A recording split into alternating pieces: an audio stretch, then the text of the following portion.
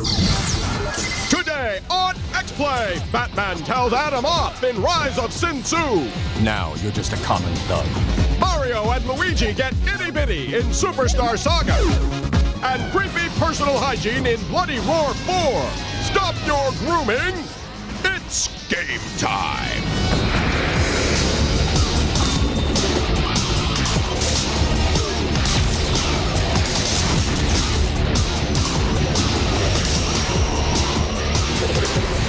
Please welcome your hosts, two people who should not be exposed to direct sunlight, Adam Sessler and Morgan Webb.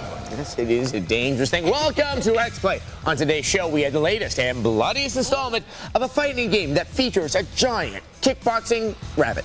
We also have a Batman game that wholly lowered expectations. Batman is actually fun. I know, I can't believe it either. Plus, because no one demanded it, the return of Frogger. And an RPG that scores an absolutely perfect 5 out of 5. And later, we find out what the cool people are really doing. But we kick things off with Bloody Roar 4, a fighting title that finally has blood in it. That is right. Even though the game is called Bloody Roar, it's been plasma-free until now, which is not only false advertising, it's completely stupid. Makes no sense. At last, the blood can flow freely as we review the brand new, mature-rated Bloody Roar 4. After playing about 1 billion different Bloody Roar games over the years, there are a few things I'd like to get off my chest. 1. We've got lions and tigers, but no bears. Where are the damn bears? Although there do seem to be plenty of beaver shots. 2. Someone get this girl a jacket that fits. 3. What is this supposed to be? A mole? A badger? Or something Richard Gere lost in the 80s? And finally, where's the blood, people? The game's called Bloody Roar, for crying out loud. Let's see the red stuff. Oh, there it is. Never mind. Well done. Unfortunately, copious amounts of blood is about the only thing this game has going for it. Although the voice acting is amusing. She must be using herbal essence. If you've played any of the previous versions of Bloody Roar, you already know the drill. You fight, you change into a beast, you fight some more. Now this is what I call a cat fight. Literally. Most of the fighters are retreads from the older games. There's Alice, the cute little bunny. There's Eureka, the cute little kitty cat. There's Stun, the cute little bug boy. Okay, you get the idea. You've also got 3 new characters to play around with. Reiji can turn into a big birdie man. Naji doesn't even turn into an animal, she just changes into a slightly meaner version of herself, which is kind of dumb if you ask me. Finally, you've got this creepy dynamic duo of a big bald guy and a sweet little girl. No! Yeah, big guy, can't you at least go behind a car or something? Not here in the street! In all fairness, the developer did try to mix things up a bit. For one thing, the health bar and the beast bar are tied to one another more closely now.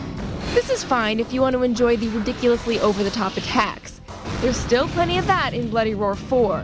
But what if you want to use, I don't know, technique? Forget it. Bloody Roar 4 is the ultimate button masher. In the hopes of adding a little more depth to the game, Bloody Roar 4 has a brand new career mode. Now listen to me very carefully. This is the worst career mode ever put into a game. It's boring with a capital S-U-C-K-S. Don't tell my mommy, okay? It's safe to say that the Bloody Roar franchise has gotten a bit long in the tooth. Long in the tooth, get it? What? I made it funny. It's okay, you can laugh. I don't understand at all. Anyway, diehard fans of the series might want to pick it up and then put it right back down again. Everyone else should just stay away. X-Play gives Bloody Roar 4 for the PS2 a 2 out of 5. Even the anthropomorphic rabbit has lost its charm. I just never thought killer bunnies could fail to entertain me. Never. But today I learned to never say never. It's a learning thing. Thanks, Bloody Roar 4.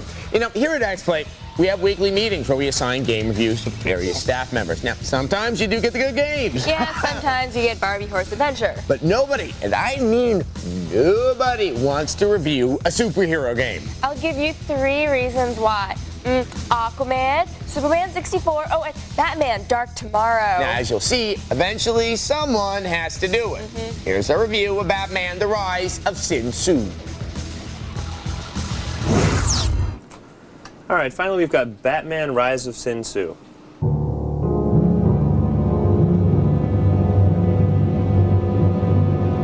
Now, Matt, I know you're busy working on stuff, and Carrie, you've always got stuff to do, and Tish, you've got too much stuff on your hands, so I guess that leaves Adam. Looks like you've already finished the assignments we gave you, so it's all you, buddy. No, I hate superhero games. I did Aquaman. These suck.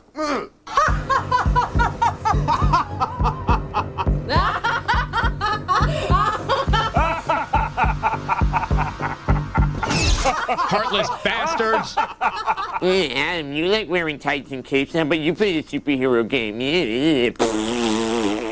Yeah, I got stuck with Batman: Rise of Sin Tzu. Sin Tzu is this guy. He's a new mysterious villain that we've never seen before. And I shall be the victim. You were once a great strategist, Sin Tzu, but now you're just a common thug. And there are a ton of thugs to beat up here. Punch them, kick them, smack them, and you gotta do it over and over and over again. The battles are long, and if you hate repetition, then this game is not for you. Sure, the game is simple, but few games get the beat 'em up genre right. Surprisingly, the controls are responsive, and there's tons of combos. Huh, this isn't that bad. What's that sulfur smell? And you don't have to be Batman. There's Robin. Mr. Face, meet Mr. Fist. And here's Nightwing. He used to be Robin, but he got tired of being a sidekick. Take that.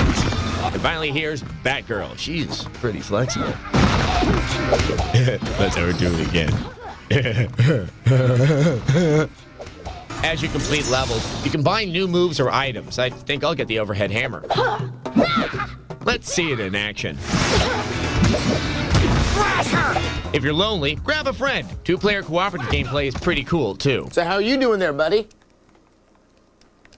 Besides beating the living crap out of these thugs, you gotta save civilians and defuse bombs. But be careful, there's a time limit, which can sometimes be a bigger obstacle than the bad guys. Work your way through some of the initial battles, and you'll have to duke it out with some of Sin Tzu's cohorts, like Scarecrow. He's a well-known Batman villain from the comics. And so is the fat pink Michelin Man wannabe called Clayface. I'm ready to kick some serious butt. If you want to practice your moves, take a break from the story mode and try the challenge mode. You can face off against another player or try and defeat a bunch of thugs within a short time period. Huh, you know what? I didn't get the short end of the stick this time.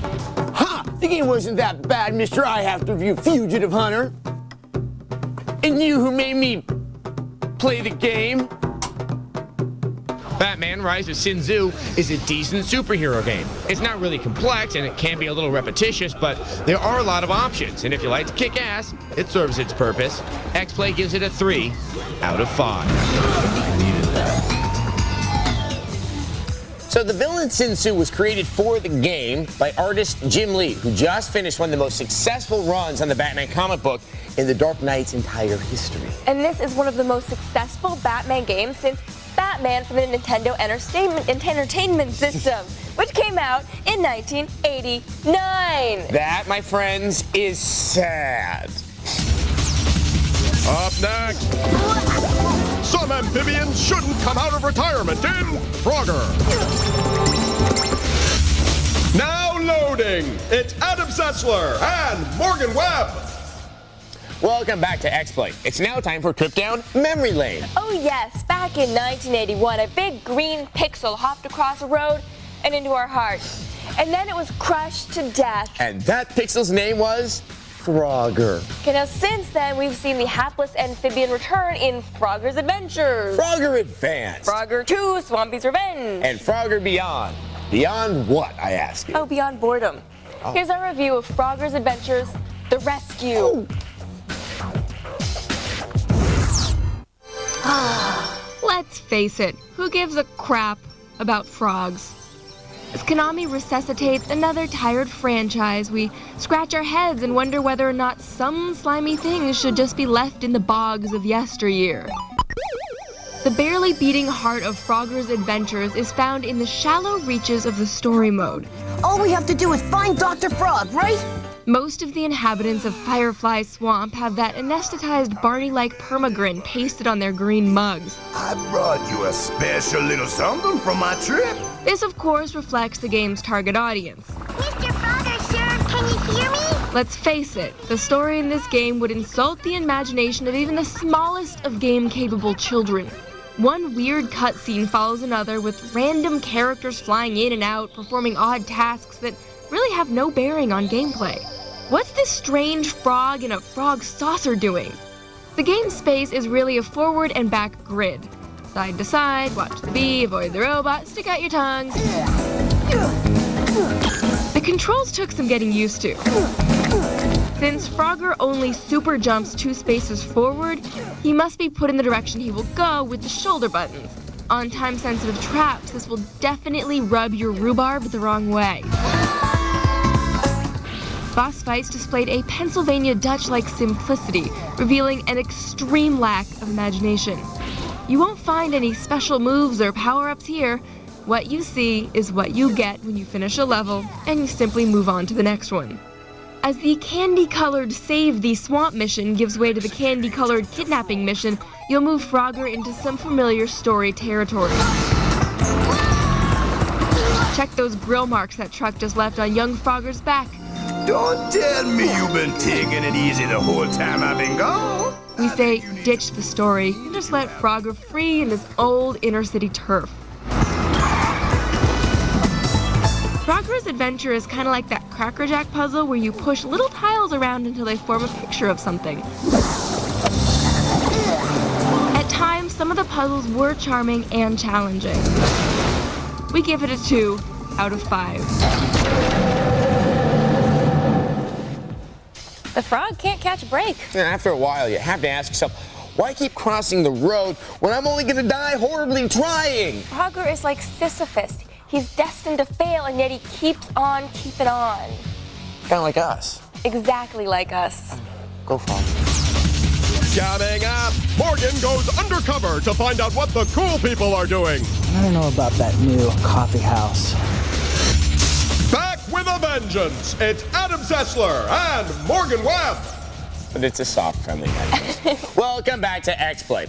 In our continuing series, X-Play Investigates, we delve deeper into the issues that affect today's gamer. On this show, we take a closer look at a question that has plagued us since the first nerd picked up a joystick. If those of us who like video games, or anime, or comics, or sci-fi are dorks, then what are the cool people doing? To find out, we had to send the coolest member of the X-Play staff undercover. And that was me. Hey! What? Freaks, nerds, geeks. As Huey Lewis prophetically stated, it's hip to be square. But, as anyone who has spent time with a gaming geek can attest, you can only banter about technology for so long. Now, if you want to use per pixel shading, it's kind of a trade-off, because if you use it, then you can't use quite as many polygons. Otherwise, the frame rate will slow down. Either you want the artistic side, or you want a technical merit that you can really impress with the graphics engine. Now, when talking about the frame rate specifically, there's a whole other level.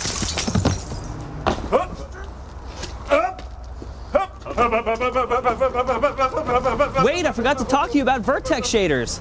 With so many forms of entertainment and leisure time dominated by tools, nerds, and complete dorks, one question inevitably arises. What are the cool people doing? For the answers, I went straight to Tech TV's cool expert, Chris Leary. So, Chris, how long have you been cool? Most of my life, really. I mean, I was always the kid who knew the trends before everybody else. As a matter of fact, here's an example. Remember pegging your jeans in the 80s? Yeah. I did that one early in my career. Also wore members-only jackets, hyper-color clothing. I believe I was the first one to actually realize the potential of a hat that dispenses beer during sports events. Wow, that is quite a legacy. So, what's the secret to cool? Oh, it's easy. All you gotta do is do the exact appropriate thing all the time.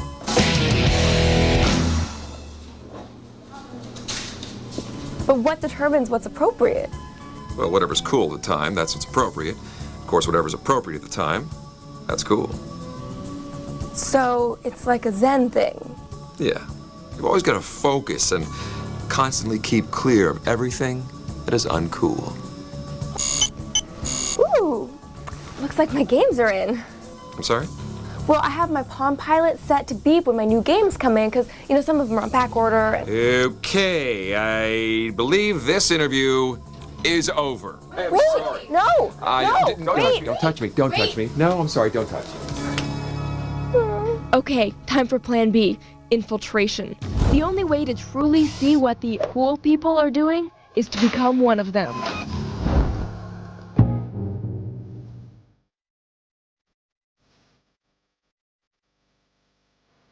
Day 3, have spotted the cool kids. We'll attempt to make contact. What's up? What's up? You cool? I'm cool. Cool. Cool. I had gained their trust. I attempted to learn more about them, only to discover a horrible truth. So my last exhibit was very successful.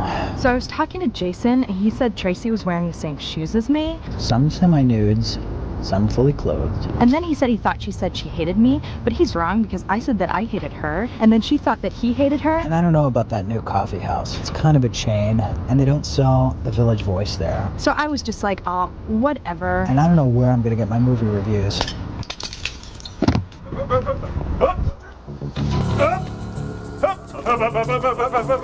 Yeah, she's into me.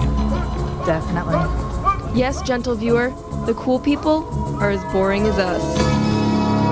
It turns out geeks aren't boring because they're geeks. It's just people in general. At least when I'm bored with Adam, I get to shoot things in the head. Good job. It gives a whole new meaning to the phrase, hitting the bottle. It's lines like that keep us from being the cool people. Webb, thank you. Now, if you'll excuse me, I just got a limited edition transformer from eBay that requires my attention. It is called Unicron, and it transforms into a planet. Ooh. Now available for all consoles, it's Adam Sessler and Morgan Webb.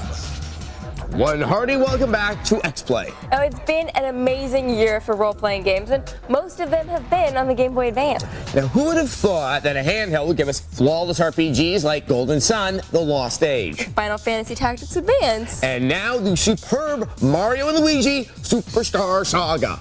Here's our review. Tired of the young boys, the epic quests, the singing? Well, grab your Game Boy Advance because the ambassador from the Bean Kingdom has stolen Princess Peach's voice and replaced it with a litany of explosive icons. In need of a less incendiary damsel to capture, Bowser must team up with Mario and Luigi to rescue Peach's dulcet tones and return her to the art of non-lethal conversation. It's an adventure that takes them to Hoo Hoo Mountain, Stardust Fields, Tee Valley, Bean Airport. Yeah, if you couldn't tell, Mario & Luigi Superstar Saga is a little offbeat. Okay, it's really off the wall. When you play it, you can't help but wonder how exactly did the developers come up with this? Huh, what do you think this interesting fungus is? I don't know, let's try it.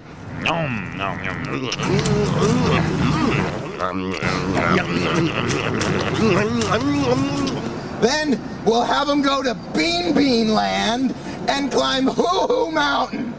Yeah, let's do that. Right after the air stops breathing. Well, be thankful someone forgot to close the doors of perception because Superstar Saga is great. It plays like a simplified role-playing game. You control Mario and Luigi, who are inextricably linked together, and their fraternal unity allows them special skills and moves, like jumping high and jumping far. The Italian Stallion double team action also extends to battles, where the pair can use each other to execute a host of creative attacks. This is where the game really excels. The battles are fast, and because carefully timed button pressing can yield greater damage or let you dodge an attack, spanking colorful cartoon butt here tends to be a whole lot more engaging than in your average RPG. Now, while aggressive jumping never gets old, it's the entire package that makes Mario & Luigi Superstar Saga such a treat. The typical RPG quests in the game feel fresh, because the animation and screwball story is just so unique and inventive. If you need to shed a tear when playing your RPG, then Mario & Luigi Superstar Saga may not be for you. But for everyone else, this lighthearted, fast-paced, and thoroughly offbeat romp for our favorite pipe-laying heroes is just what the plumber ordered. A 5 out of 5. Wow! See, I'm like Mario. I love that. They're just such a fun brotherly pair. Now, the GBA really does lend itself to this kind of in-depth play because you can level up on the bus, or the airplane, or the bathroom on the bus or the airplane. That's gross, but true. All right, and now with that, we move on to viewer mail. Now, today's email is from the unfortunately named Balmung. That's really unfortunate. Yeah, why Who did chose you do that? All right, he writes, in the review of Conflict Desert Storm 2, Back to Baghdad, for the Xbox, you said that you could input custom soundtracks. Now, how do you input your own songs? Is this feature only for the Xbox? Yes, it is. Yes, it's because the Xbox has a hard drive, Right, and it's the only place to store the music. Right, you put your CD in, and then you can load the music onto your hard drive, and then you can play with your own music in certain games like Tony Hawk Underground, there's True Crime Streets of LA. It's a bunch of games, I think the DOA games, I know Beach Volleyball, I believe DOA 3 as well. Remember, it's only those games, and it's really easy to do, but if you got another console, turn your stereo up really loud. That works, and turn the volume of the game down. Yeah. You don't have to listen to the crappy music they always put in there. Yeah. Bye.